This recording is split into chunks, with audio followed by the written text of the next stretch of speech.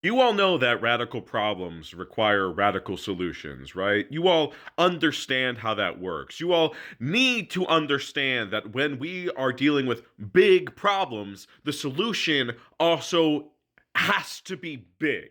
You can't just do the same old shit that you would do to maintain or put off problems.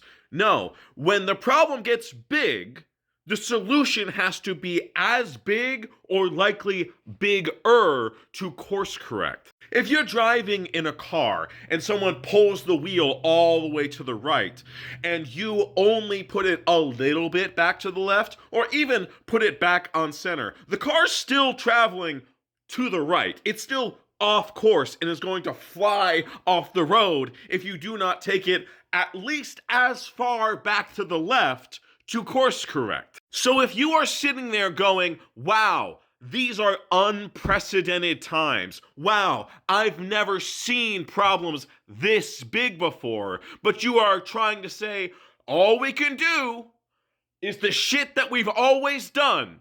If you're saying that is the maximum, that we can march in the streets and we can vote and that's it, think about what you're fucking saying. But this is also true in policy, right? If you have leaders that are not proposing as radical shifts to the left as we have seen to the right for the past decade at least, we are not going to find some sort of happy middle. Now, I'm not saying that I want a happy middle. I do not want the world as it was 10 years ago. But if that really was your perfect world, if that's really what you are wanting us to return to, you have to fucking understand that there needs to be a push to get back there. If you're sitting there going, oh my gosh, abolishing a whole agency? That seems like a really big thing to do. Fucking yes, it is. Because we need to do big things. We need to knock the fuckers back a little bit. We need to have them on the defensive for fucking once. We need to make them try and justify why us doing big shit is not okay to their base. Force them to actually explain why they need death squads. And then force them to do it again and again and again. And then they're sitting there justifying why they want to kill us all fucking day. Do you think that's a winning strategy for them?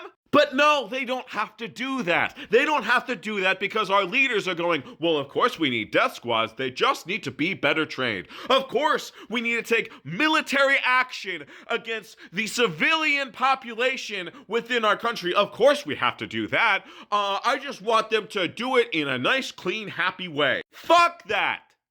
Fuck that.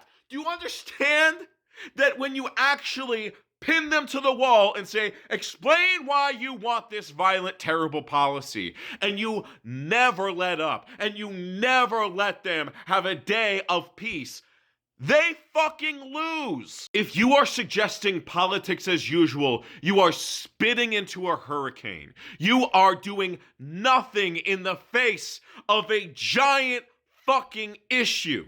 You are telling us that you apparently have not paid any fucking attention to the last 10 years, or you don't think what's happened over the past 10 years is all that bad. Now think about that as an average American.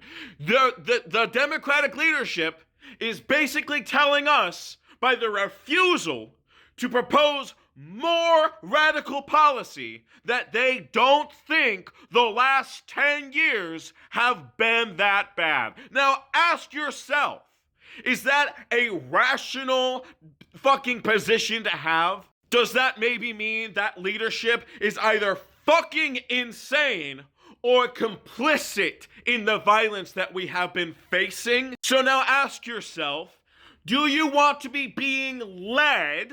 Do you want the people making decisions for your life to be either insane or fascist? Because those are the two options with what we have right the fuck now. Now, I think maybe, fucking maybe, we stand a better chance swapping that leadership out, don't you think?